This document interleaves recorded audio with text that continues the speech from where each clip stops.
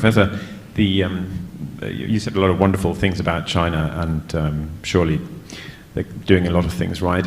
But how do you reconcile the fact that to make it work for China, it seems to be based on a high level of repression, environmental destruction, censorship, a certain ideological stubbornness?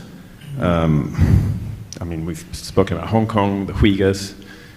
How do you reconcile that, and why do you think that's? I mean, do you think that's tolerable?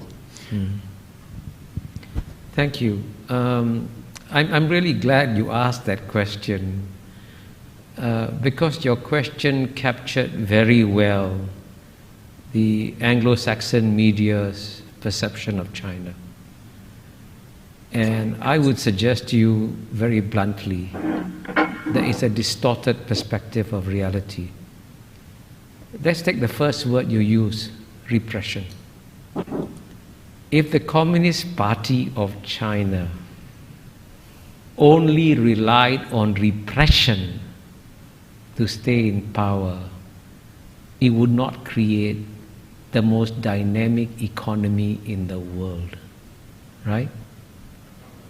It is by far the most dynamic economy in the world. It has delivered the fastest growing economy for 30 years. And it has done this by educating the Chinese people to a level and extent that the Chinese people have never been educated ever before. And you say it's repression. You obviously are taking the old Cold War mindset.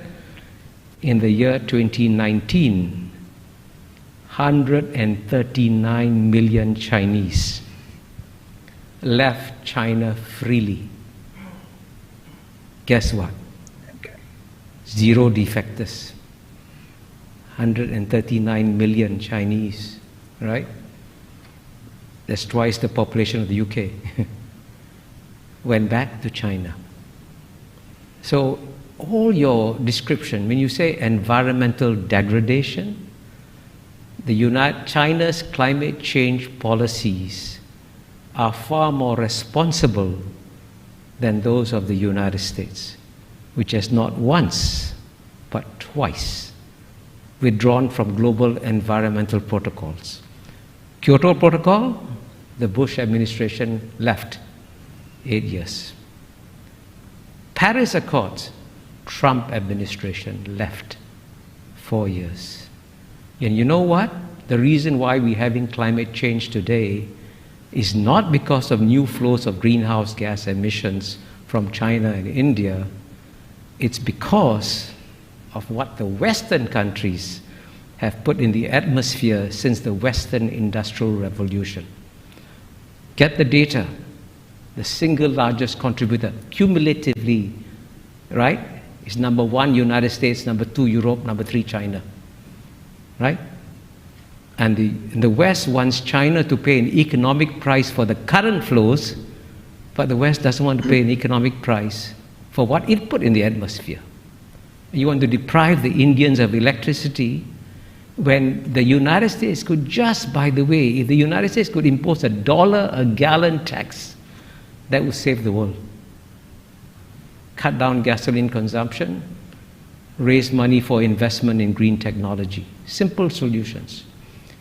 And by contrast, the largest reforestation program in the world is carried out by China. It has already reforested an area the size of Belgium or bigger, right? So all your descriptions capture the natural distortions of China that you get in the Anglo-Saxon media, which violate the rules of the Enlightenment, which say that you must be rational, calm, and objective, especially in understanding your adversary. And if the Chinese were as stupid and as incompetent as you describe them to be, don't worry about them. But I can assure you, you are now dealing with a far more intelligent and rational actor that doesn't fit any of the Anglo-Saxon categories that you applied to them. Please forgive my bluntness.